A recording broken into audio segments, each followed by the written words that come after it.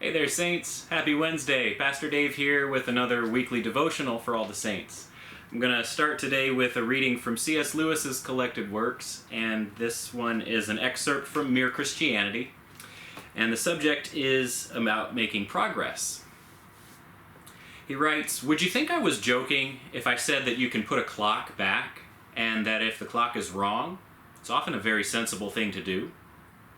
We all want progress, but progress means getting nearer to the place where you want to be. And if you've taken a wrong turn, then to go forward doesn't get you any nearer.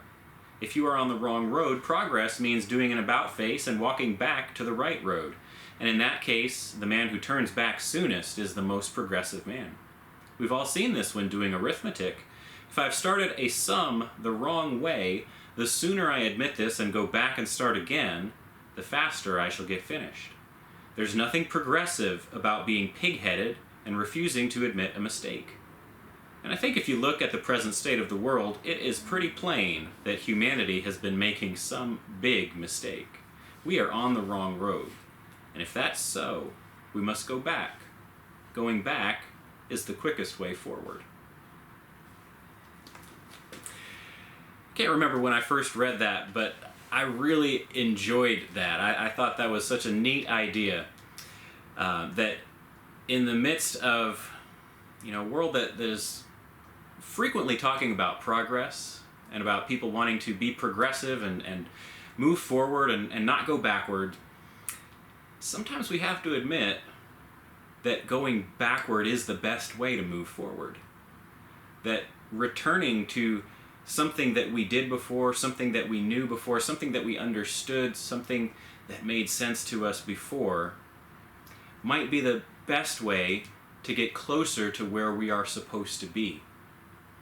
That continuing to go and go and go in one direction is not necessarily progress if it is not the right direction. We have in our common parlance today this term, doubling down. We hear this often on the news that somebody's been caught in a scandal. They've been caught doing something that they shouldn't have been doing. Everybody knows they shouldn't have been doing it. They said something that was stupid, that was obnoxious, abrasive, incorrect, counterfactual, and yet they insist that they're right. People double down. They don't go back, they don't correct themselves, they don't admit their fault, but they say, no, I was right. No, it's okay that I did this. No, you shouldn't be on my case about this.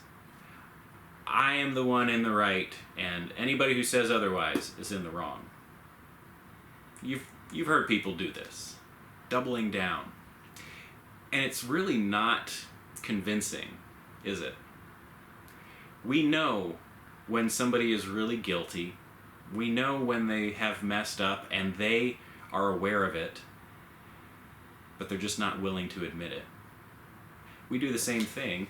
I think it's hard for us to admit our faults. It's hard for us to swallow our pride and say, yeah, I was wrong.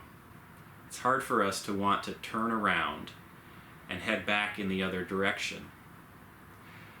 But sometimes that's the only way to go forward.